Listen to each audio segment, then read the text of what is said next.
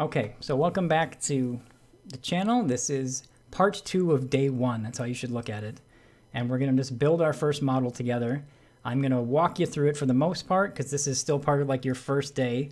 And then after this we'll have projects, which will be more slowly paced. How I would best describe what the first part, part 1 was I'm just kind of screaming at you everything that's in Max. Like, look at all this stuff. It's amazing. And then I don't expect you to retain it. I just want you to see it. And kind of, you'll remember bits of it as we do it later, but this is just how it always worked really well on the first day of my class. I would have people come in, I'd introduce myself, I'd tell them that I liked electronic music and World War II, and I'd say, who are you, what do you like? And then I would just hit them over the head with the menus, because it is an intense program. And then we would do what we're about to do now, which is build this model. And then I'd cut them loose early that day, because I wanted them to kind of walk out sort of like shaking a little bit, like, oh, what did I just get into?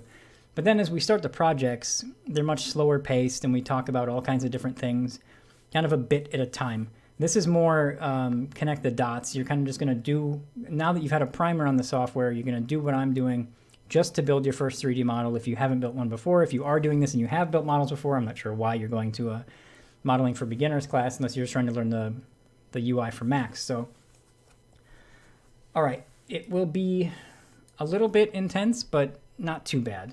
We're going to stay in the command panel in the settings that we're in, which is Create, in the sub-tab Geometry and Standard Primitives.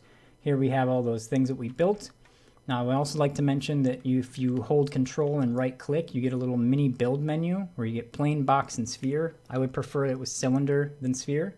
You've also got some vector lines in there, and then Move, Rotate, and Scale. If you just right-click without holding Control, Move, Rotate, and Scale, as well as some other, lots of other stuff actually is in there. So that's just another little trick if you want to build a box or something this way. Just hold right click and build the box. So all right, what we're going to build is Thor's hammer. Now this became part of my class as the Marvel movies gained momentum. Now we do kind of a simplified version of it, and that's because in 3D models you're always deciding how detailed you want something to be. And yeah, we could do like a VFX 100% version of that. But since you're new, or you're supposed to be, we're going to do a simplified version of it. So I'm going to have links in the description to Imager files of these two little images that I made. So if you look here, we have this one. Let's bring them over. This one, you can see the handle's a little crooked. I had to rotate it. It's not on a great angle. And then we also have this one, which is a little bit straighter, but there's a bit of a perspective thing going where we can't see the top. I can't see that disc. So I'll probably just use a combination of the two. They're relatively the same size. I'll put them both up there.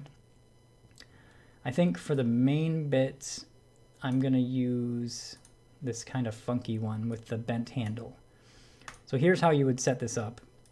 I'm going to go into Max, and we're going to build a plane. So plane is down here at the bottom right of the command panel in the standard primitives section. I'm going to click on plane. What I want you to do is click on a far corner, in my case, the upper left. I'm going to click and drag out to the other far corner and let go. Now this plane is not going to be true, so to speak. It's going to have issues. If I look over here, it says length 140.361 and width 139.7. We're just going to type in 140 for both of those. If I could type. There we go. And then I want my length and width segments to be at 1 each. So I'm just going to right click on these spinners here. And then I'm going to hit W for move. And I'm going to look down here where X, Y, and Z are. And it's got a little bit off in all, well, in X and Y. So I'm going to right click on X, right click on Z. Now it should be perfectly centered. And I'm going to hit T for top. And I'm sure that it's rotated the correct way. Now if you remember our shortcuts, I'm going to hit F3 to show me the polygons. Now this should be sufficient to where we need to get. Luckily for you, you can just go back and listen to me do that again. If that was quick, you can tell me in comments, I suppose, and I'll try to slow down. But in general, I've always been a slightly fast talker, so we'll see how this goes. So I'm going to remove the full screen here, and you should also do that. Because all we're going to do is I'm going to click on the one I want, which is Mjolnir, not the one with a 2.jpg. And I'm going to click and drag it into the viewport, onto the plane, and drop it. And there it is. So If you have an issue with that, if you accidentally hit the letter D on the keyboard, you will see up here that it says disabled. That will prevent you from doing that in the viewport. I'm trying to remember problems I've had with real life people in big classes, and that's a big one. There are other ways to do it. If you have problems, feel free to contact me through here, or we'll work out what your issue is. But it should just work to drag it and drop it on. Now, why it works proportionally is because when I opened the image that I found on Google in Photoshop, I just created the canvas into a perfect square. It wasn't a square image, but I made sure the image, it was, I think it's 1024 by 1024 pixels. So then as long as it's a perfect square ratio, if I make a perfectly square plane, the reference image is perfect. Something you see a lot is people who drag in like non-perfect images off Google, and then their references will look like this, or like, well, that's not working. Like that. I had tons of students do that. Don't do that. Always make sure your reference is correct. Okay, so let's start. Now remember, this is going to be simplified, but it will give you a good idea of how you build things. So here we go. We're going to create a box. So I'm going to click on box over here. And I'm going to roughly draw it out right on this flat part. If you can see where I am there. That's the X and Y, and then I'm going to let go and just push a random amount of Z. I have no idea how much Z came in.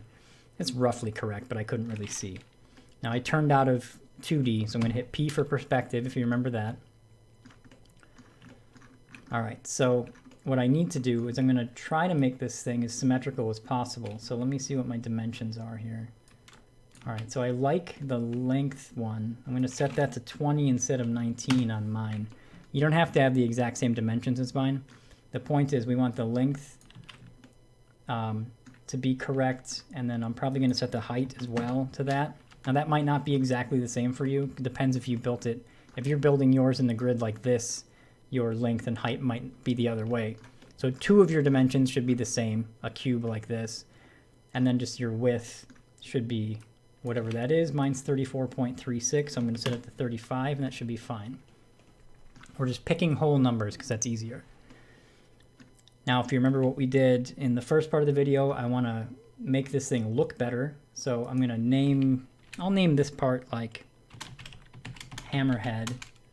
And then I'm going to click on the kind of seafoam color. Yours will be a random color. I'm going to click on that box, set it to black.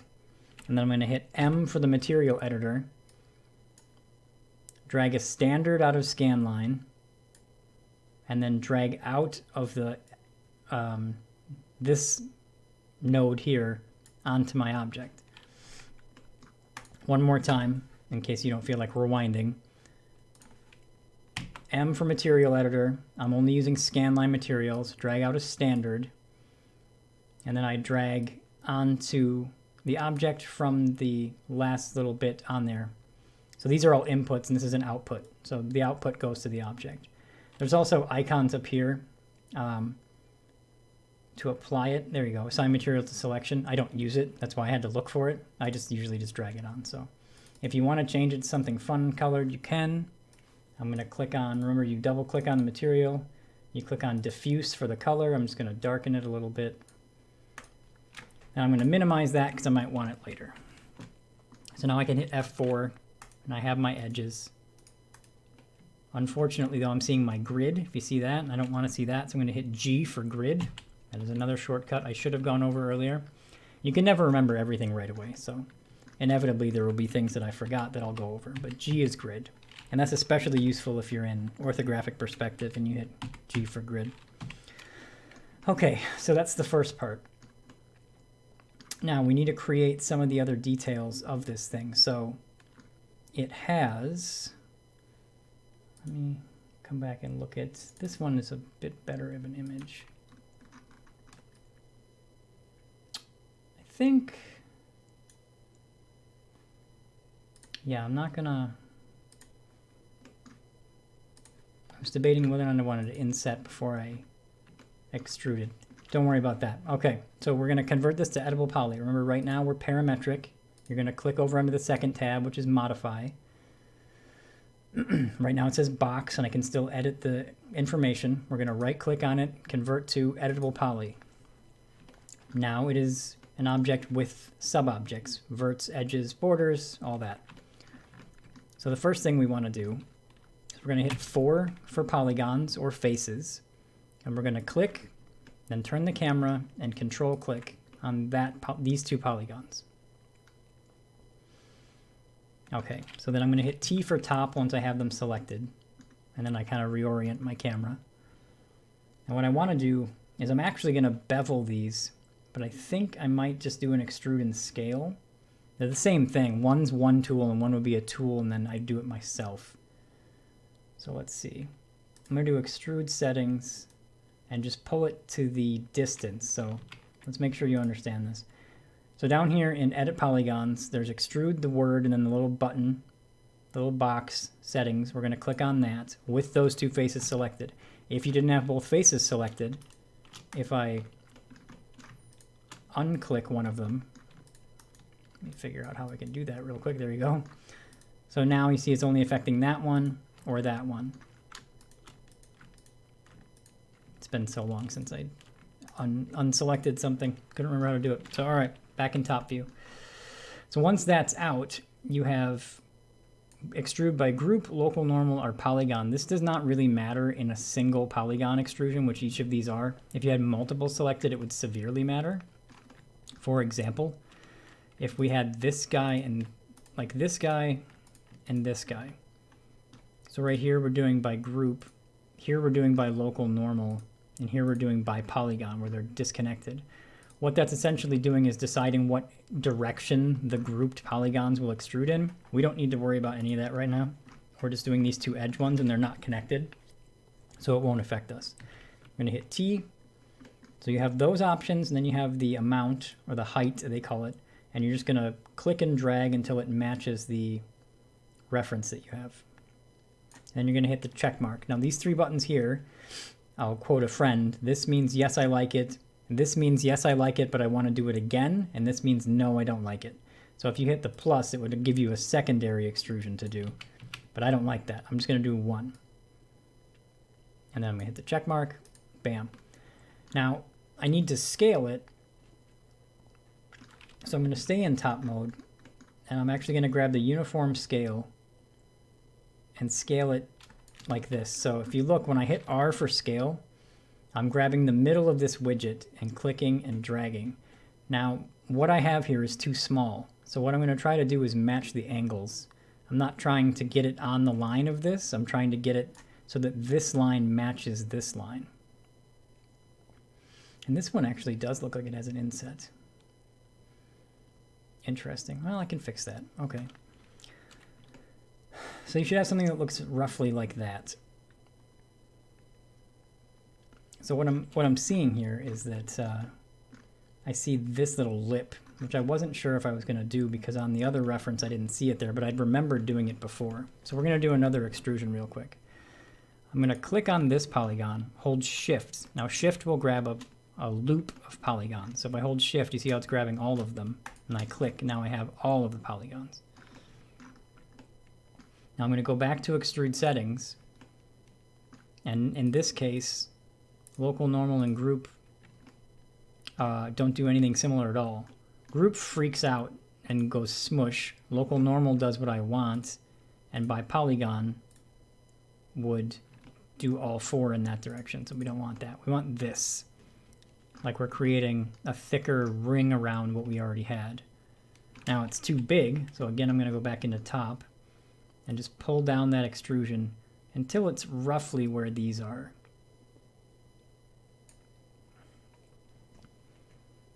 Something like that. Okay. Now you can see that I'm off, and that's okay. So what I want to do to fix this is going to be a little strange to you, but it's the kind of stuff you have to do a lot in 3D modeling. So I need these. Whoop, I need to commit to my extrusion. Shame on me. Hit that check mark. Okay. So I need these to match the reference. And right now mine are too thin. So I'm going to click, shift click, grab all 4 sides of that. And then I'm going to hold control, click, and then shift click again to grab that side. Now, the part of the widget that I need to grab to change the size uniformly is right here between blue and green. So you can see I can just do this. Problem is I can't see that part of the widget from this angle. So if I do this, if I hit F3 so that my polygons aren't showing, you can see that it's kind of freaking out. That's not what I want. I need it to be just these two dimensions where this one, the X, is not being affected. So my suggestion here is just grab it wherever you can between green and blue and just nudge it till you think it looks kind of like it's matching the reference and go back into top. That's pretty close. Not bad.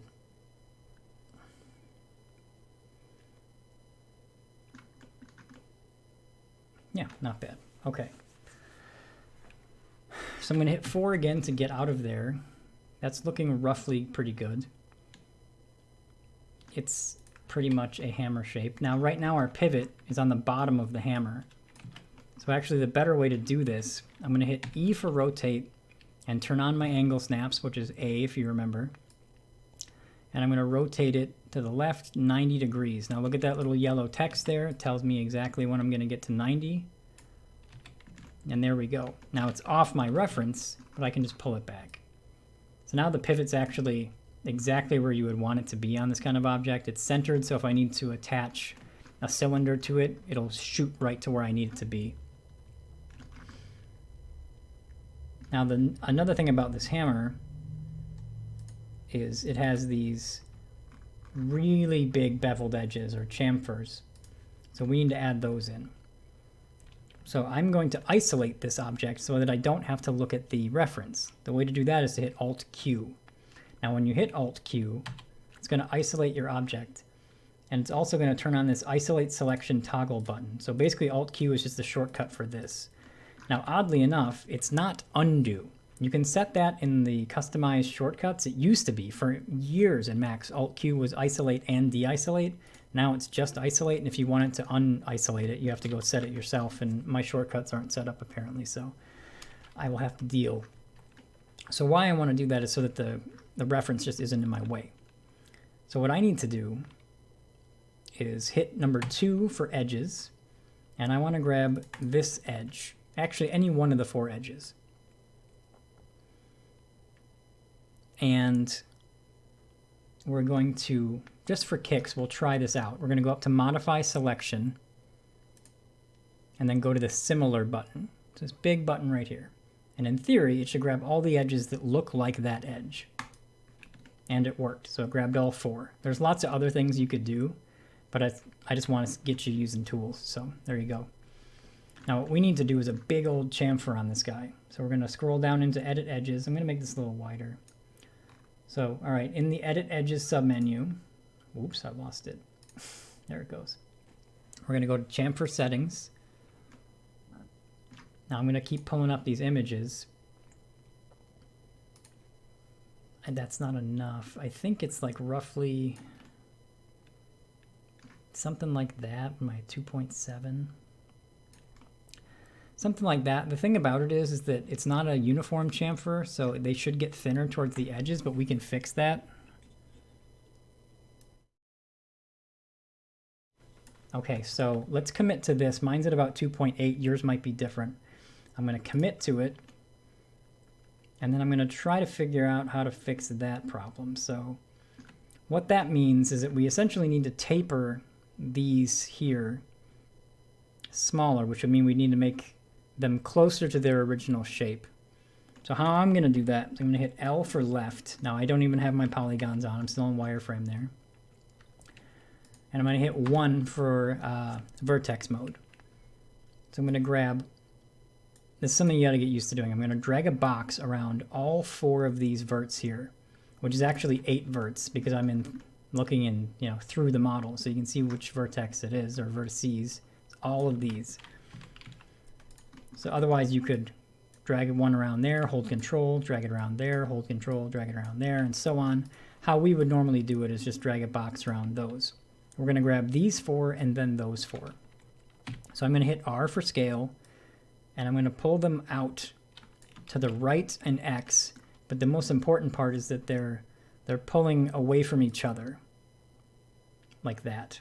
And then I'm going to grab this other 4 verts and do the exact same thing and pull them away from each other so that I have a chamfer that starts to tighten as it gets closer to the edge. More like that. Might seem like a small thing, but it's a thing you need to know. Another way we could have done that is, well, I'm trying to think if there's a better way I would have done that. I don't think so. It's pretty much how I've always done it. But there's multiple ways to do everything. But in general, you want to get the shape in that you're trying to make and then just kind of nudge it towards exactly how it should look. So that's not bad. Now, another little video game art trick that you might want to do is if you look at this thing from head on right now, I keep hitting T. That's my go-to view. I'm going to hit 1. If you see this edge here, that won't read very well because it's a completely vertical edge on the model. So what a lot of people will do is if I go into edge mode and I grab this edge here, and I'm going to hold control and grab the corresponding edge on the other side, I'll need to convert this to vertices to move it, because for whatever reason in Max you can't scale edges. I don't know why. So you hold control and come over to vertex mode and click on verts. Now you've converted to a vertex selection. And what you would do is just scale this out a little bit to give that change, that area there, a little bit of readability from the front. It doesn't have to be a lot. It can even be something as small as that. We're just bulging out that vertical face so that it reads from all angles. Otherwise, it can just get lost. Okay, so now what we're going to do is we're not going to do all this crazy detail. That will be done in texturing. To represent that, we're going to put some insets in here, and then we're going to dig these little holes in here. And that's pretty much what we'll do for the head. Now I'm trying to figure out if it goes all the way around or not. I don't recall. Can't tell from that one. So we're going to go into polygon mode again. I know it's this face and this face. I'm holding control to grab more polygons, and this face and this face. I know they have that detail. What I don't know is if these ones do. But I think for the sake of this, we'll just do it on all of them. As you can see there, I was stuck in orthographic perspective again, so I hit P to go into perspective. I hit G to turn off my grid again. Now here's another time we could use, click on one of these faces, go to Modify Selection Similar, and it'll grab all of the polygons because our geometry is mathematically sound, so it knows what we want. So what we're going to do here is we're going to create an inset first, which is like a little area. Now I know on the real images, there's not a very big inset. What I'm talking about is this bright area here. We're trying to create that. So we're going to go to Inset Settings. So again, the word Inset in Edit Polygons, but the little box next to it, Inset Settings. That's too far, the default. So we're going to back that off a little bit. I'm going to say 0.5 on mine. Not bad. Again, I don't know if it's on all 4 sides of these. If you're a huge, MCU or Thor fan and I got it wrong, my bad. I'm sorry. But that's what we're going to do. I'm going to hit the check mark for yes. Now we need to dig that in a little bit. So we're going to come back up here to Bevel. And we still have our polygons selected. So you're going to hit Bevel Settings. If you lose the polygons again, you could just click 1, go back to Select Similar, Modify Selection Similar. All right, we're going to go to Bevel Settings. Now that's going to go crazy by default. That does not look like what we want. So we want it to go in, and we want it to give us a little bit of a lip. So what you can do is come over here. So in the settings, we've got a different type, but we've got a height and an outline. I'm going to right-click on height and outline and reset them to 0. Because I know I want the outline to be negative, but in a little bit, even less than our inset was. And then we want the height to be inner, not outer, and it was outer by default. So we're going to pull it in. Mine's at about 0.25. That should be sufficient for this. And then we're going to hit the check mark. So if I turn off my edged faces. Now at least I can see some details in there. All right, as I said, this is a simplified version of this model, but it's supposed to be the first time that you're building something in Max, following along with someone, so corners are cut in games all the time, or we'll add it in texturing. Okay, so I need to figure out where. Notice this one doesn't have the little cuts in, but this one does, but I like the cuts, so I'm going to do them. They only go into the bevel. That's interesting. Like, they don't go past this line. We're not going to do this little line here. I know it's an iconic bit, but it would be more complicated than it's worth for this little demo. So how we need to do it, I'm going to go back into my top view, that by hitting T, and hit F4, and make sure I'm out of polygon mode. Now I need to cut this thing in half perfectly. So I'm going to go into edge mode, that's number 2. I'm just going to draw a box through everything in the middle. That should grab all of the edges that go through the middle. I'm going to come up to edit edges and hit connect. And connect will cut it directly in half. Now you can also do a lot of fun stuff with connect when you have multiple edges, but for the sake of this, we're just going to cut it singularly. And then, let's see, where do I want that? It's not quite half there.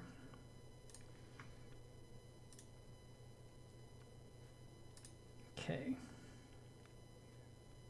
So I'm going to do it again, cut that side. Oops. Now I have 2 set in there because I went into settings. I'm going to go to connect settings again, set it to 1. Now, it's not quite where I want it. I want it a little bit to the left.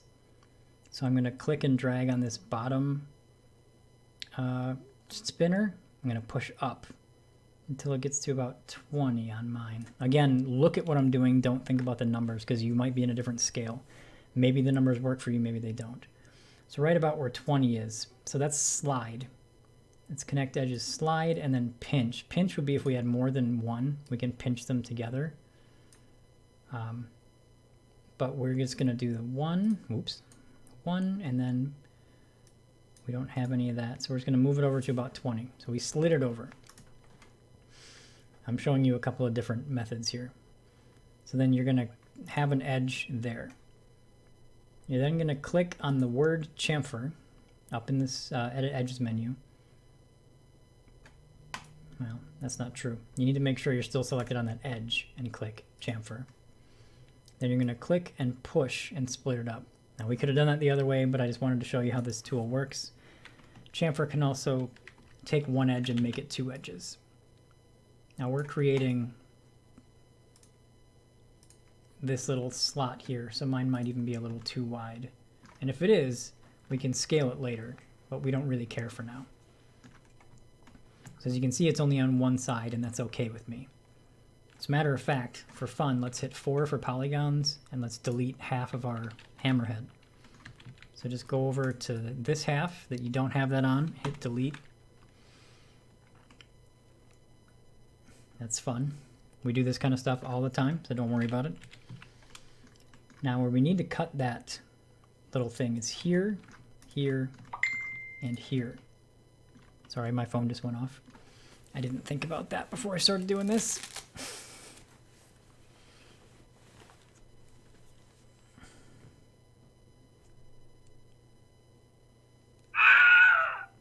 My phone went off twice.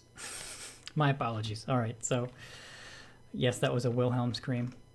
So here, here, and here.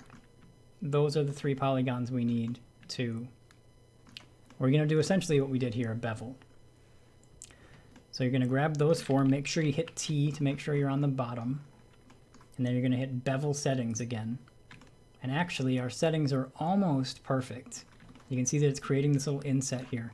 The one thing it's doing wrong is I don't like where that is, but we can move that. But I'm going to change this setting to local normal to see if I like it any better.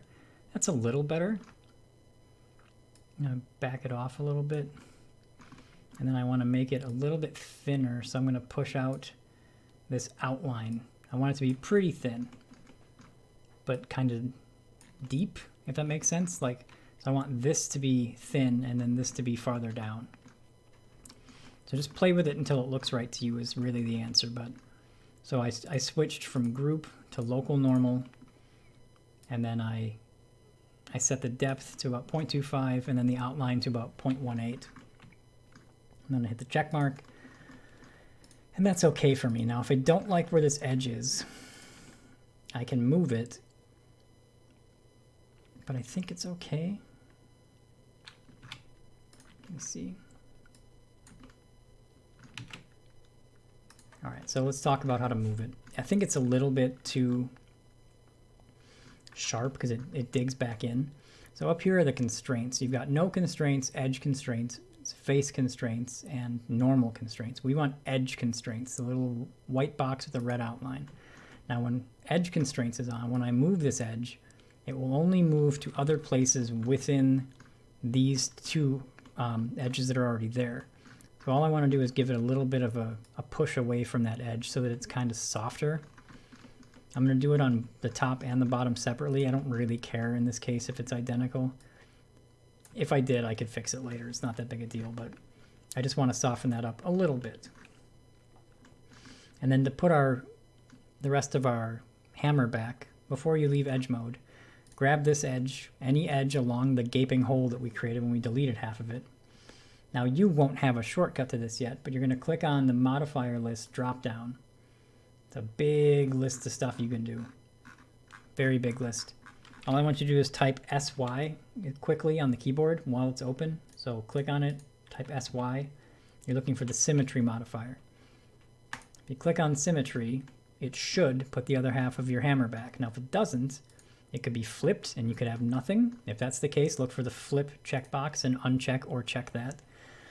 If it's on top of it, you're on the wrong axis. So Y and Z in my case, Z does nothing, Y puts it on top, and X puts it back. So you need to make sure you're on the right of the three axes and in the right flip.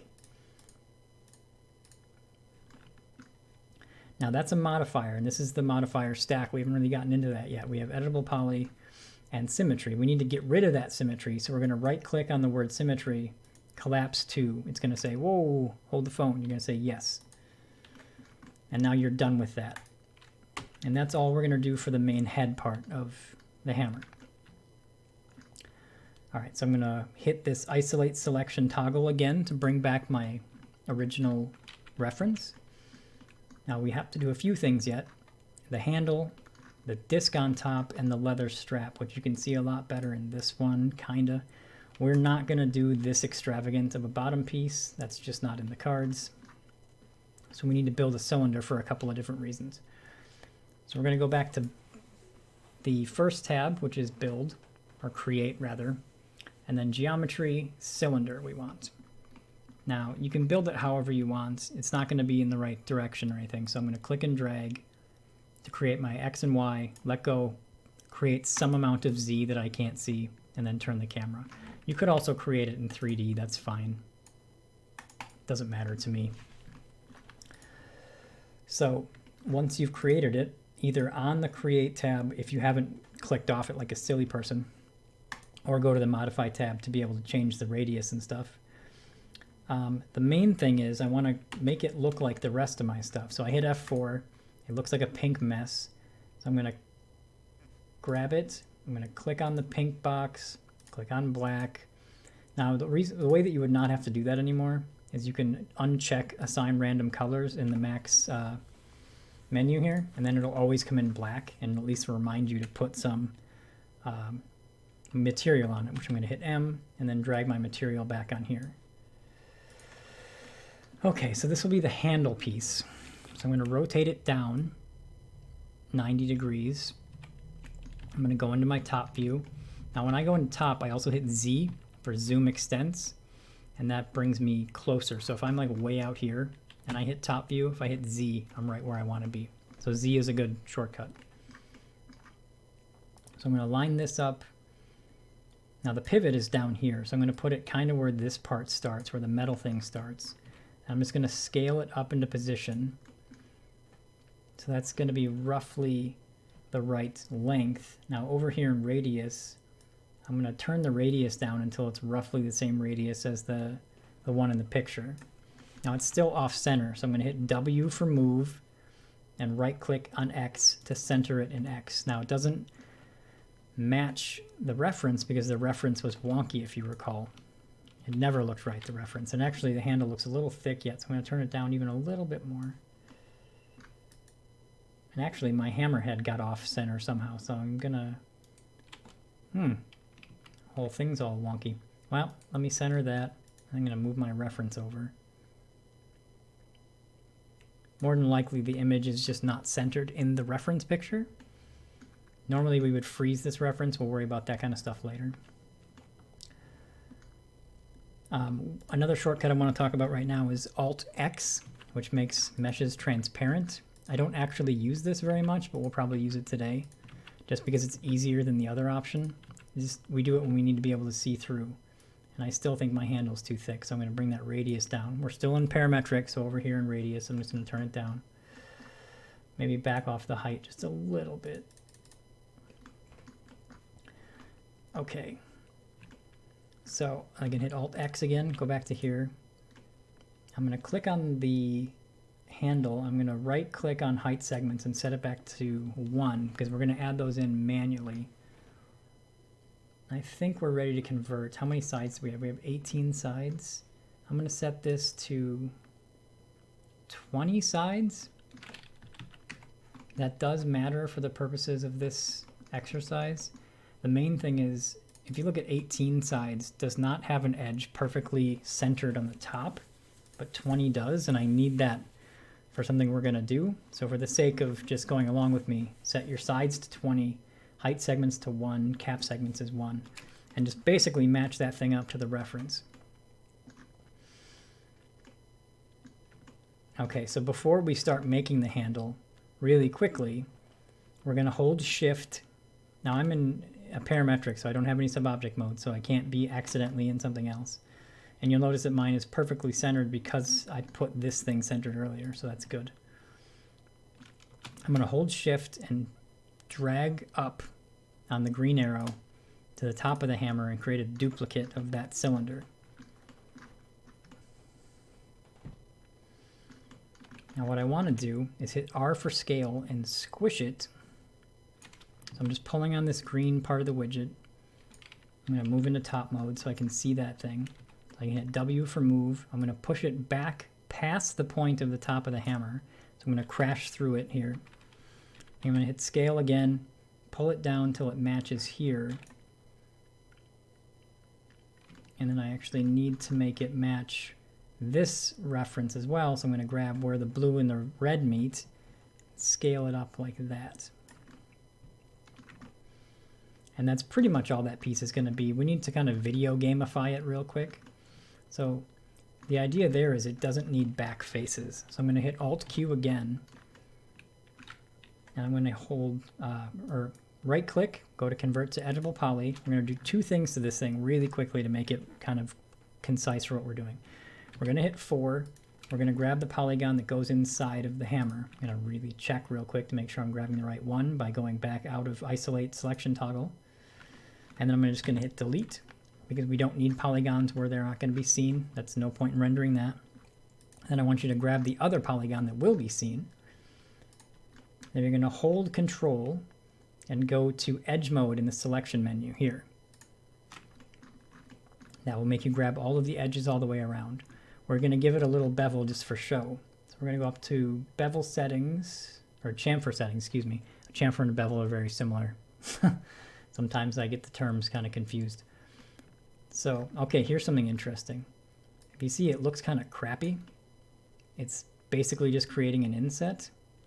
The reason for that is it started life as a mesh that was this size, not this size. So it doesn't remember what its actual dimensions are. So we need to do something really quickly. We're going to go up into the command panel, into the main tab. So we're going to go to the wrench. It's called Utilities. You're going to go to Reset Xform, Reset Selected. You're going to turn off Reset Xform. Then you're going to go back to Modify. Now you have an Xform modifier in your stack. You're going to right-click on Xform, collapse to, and yes. What you just did there was delete its memory of anything that ever happened to it. You should be able to go back into Edge Mode, still have the selection there, go back into Chamfer Settings, and now it's behaving correctly. And we just want to give it a nice little chamfer to give it a little detail. Mine's at 0.18. So that's that piece done. It should probably have more sides for its size. You can see the faceting there. We're not going to worry about that for this. Again, this is just our first time building anything, so it's okay to have kind of lower res stuff. There are ways to fix that really easily, but I think we'll just leave it for now because we were able to duplicate this guy, which is good. And he is crashing into there, which is fine. Okay, so back into top mode. I want you to grab the handle piece. You're going to hit Alt-X, and you're going to go into edge mode. Well, you can't go into edge mode yet because we didn't convert it yet. So you're going to right-click on this guy, convert to editable poly. You're going to go into number 2, edge mode, and you're going to drag a line through all of the edges. Select all of these edges, obviously leaving the caps alone. What we want to do is connect settings to add an edge everywhere there's one of these metal things. So 1, 2, 3, 4, 5, 6, 7, 8, 9, 10. We're going to go to connect settings up in the edit edges menu. And it's going to start us with 1. We're going to turn it to 2, 3, 4, 5, 6, 7, 8, 9, 10. Now they're not exactly where they should be. Now remember those settings we used before. We can slide them, which I think we need to slide them down a bit. I think we also need to pinch them together a little bit. So play around with the slide and pinch until they're roughly where they should be. I got there pretty much with -12 pinch and 48 slide. Once you have those in there, we're going to hit the check mark. Now things get a little silly from here, so make sure you're paying attention. Now we're going to have to create 3-dimensional geometry for these metal rings. So we're going to go to extrude settings. Now as you can see, that creates a very strange shape. Oops. It's the Alt-X that's throwing me off. So we're going to pull way back on the distance because we only want them out a little bit. Oh, that one's called height. And then we're going to pull way back on the width. And we want them to basically look like that. Something like that. Maybe a little bit less. You want them to stick out, so don't pull them in too far. I'm at 0.5 and 0.3. Now we're going to hit the check mark for that. So if you look at it now, we at least have some kind of detail on the handle. Now it's too sharp, it would cut anybody's hand, so we need to soften that. So we're going to go back to chamfer settings. Now what it looks like is that it killed everything, but it's just the settings are set too high. So we're going to click and pull back on the edge chamfer amount, which is the first spinner, and mine's now set to about 0.3. I want the 3 sections of that piece to be roughly the same size. Something like that. I'm going to hit the check mark. Now that's good. So now it looks like a much more realistic kind of metal rings. So we did extrude edge, and then we did chamfer edge. Now what we need to do is make them look like they do here with this little kind of V shape. Now I do kind of a, there's multiple versions of this hammer. I do a version of this. We'll probably soften that up because it's a very sharp V. But here's what I want you to do. You're going to go into number 1, which is vertex mode.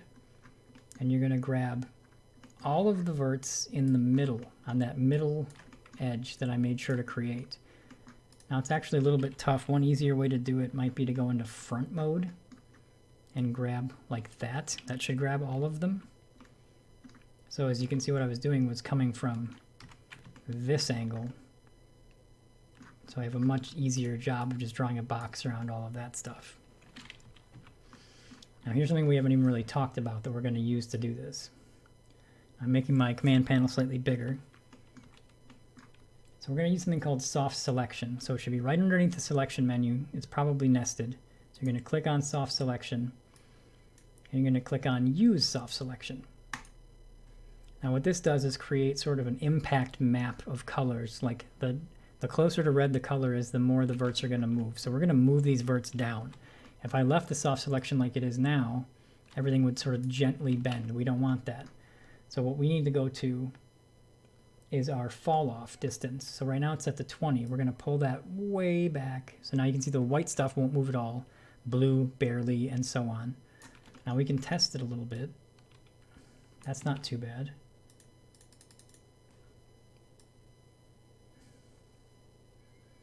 That's roughly correct. So I'm at about 3. And I'm going to click and pull down and create kind of that shape. It's not perfect. It's a little more subtle and round, but some of the references of this hammer, that's exactly what it looks like. So I'm okay with it. Now, one thing that it did that I didn't like is it messed with the bottom. So I'm going to undo that real quick and then deselect this bottom one by holding Alt and deselecting the bottom.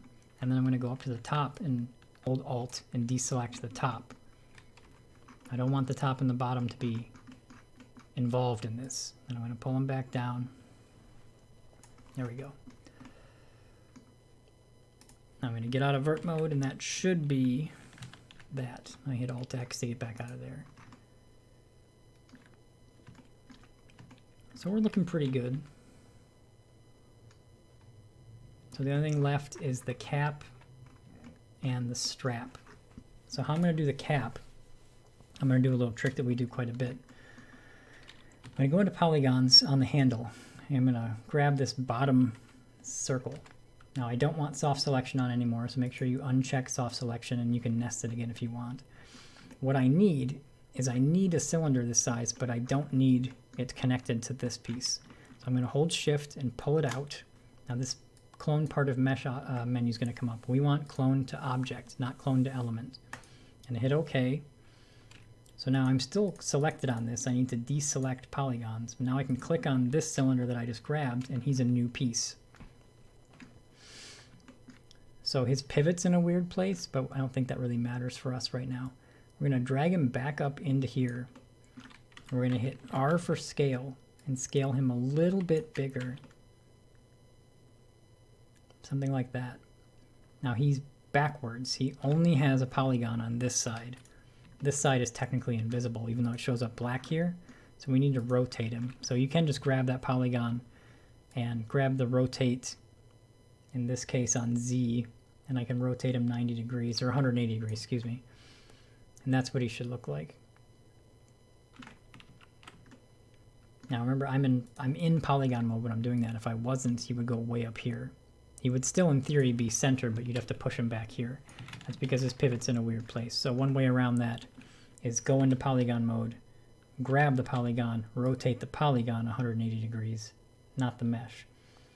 That will all make sense to you later, I promise. So now we just have this little guy here sitting there for us to build this piece off of. So I want you to hit 3 for borders.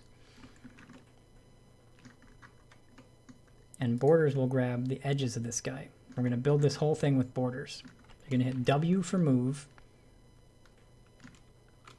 Right now it would move the whole thing, but you're going to hold Shift and pull down on Y. So you have on border mode, you're on number 3.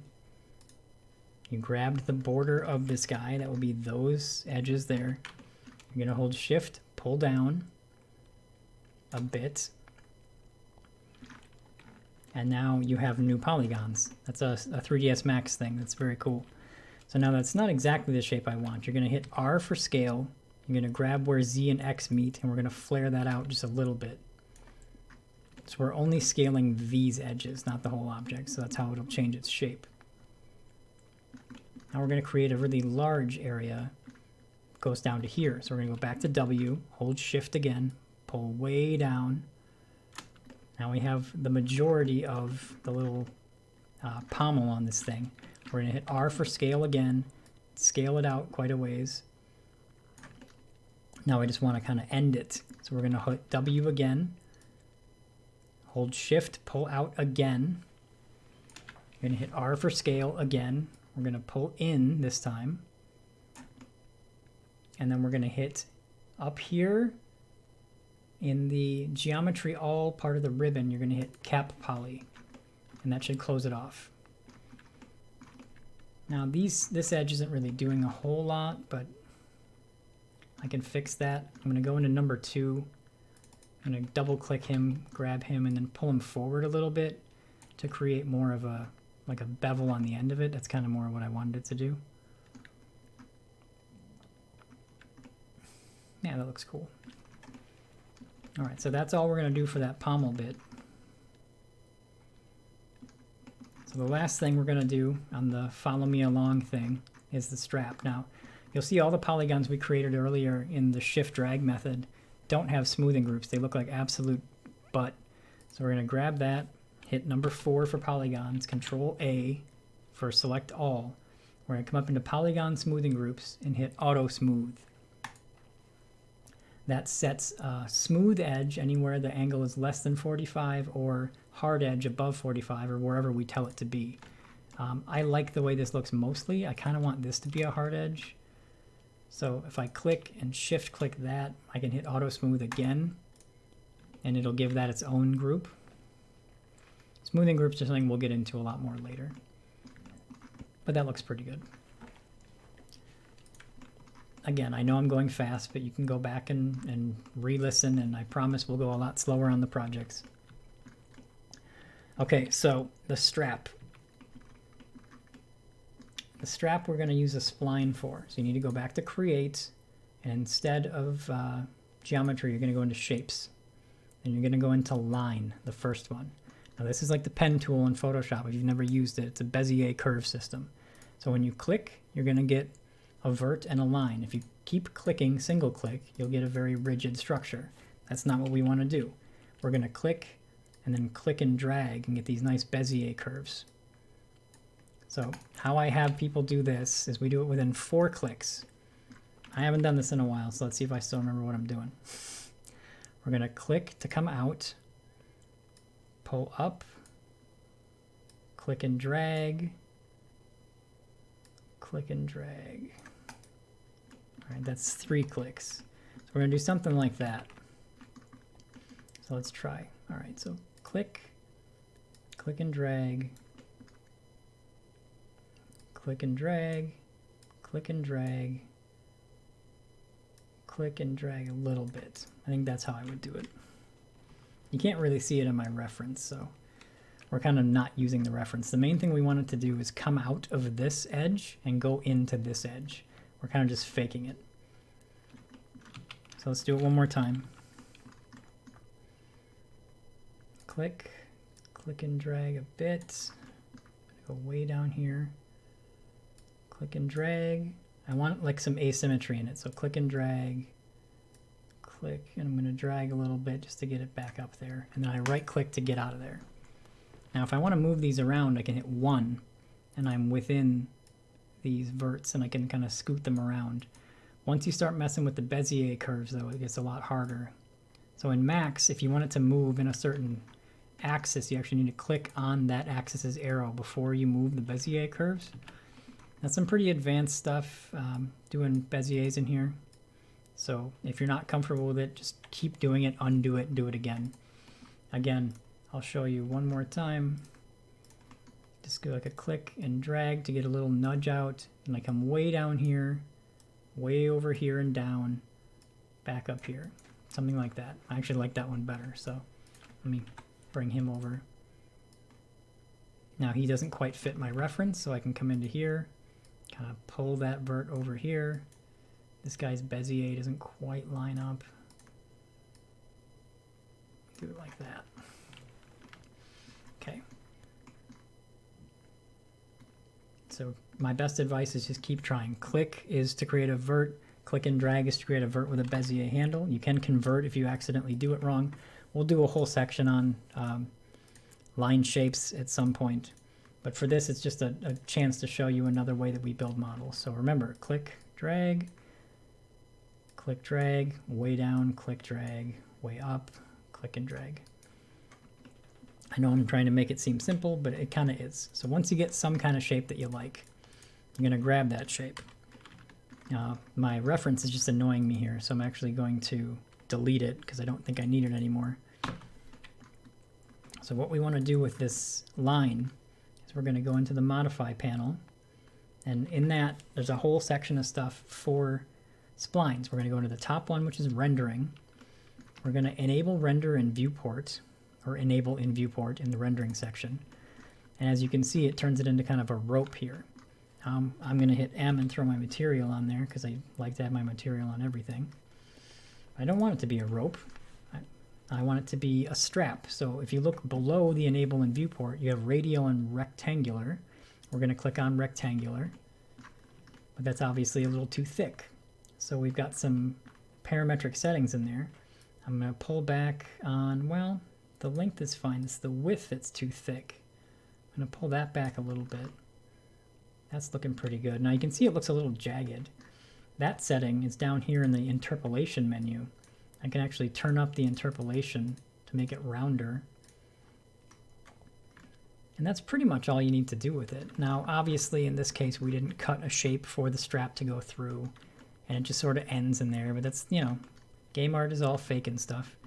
And even though we've turned it into what looks like polygons, we can still move this thing around if we wanted to manipulate it in some way. So it's dynamic at the moment. So that's pretty much all I wanted to do today, is just have you kind of go through a model with me. And this is a very simple model. It doesn't have any UVs. It's not terribly high poly or anything, but that's the way that you build stuff, one piece at a time, out of primitives. This is the end of what is officially day 1, but video 2. My apologies for the phone notifications. I will try to be better about that in the future. But so this was the Mjolnir part of day 1. We're going to start with the Cartoon Bridge project next. Thanks so much for watching. I will see you again.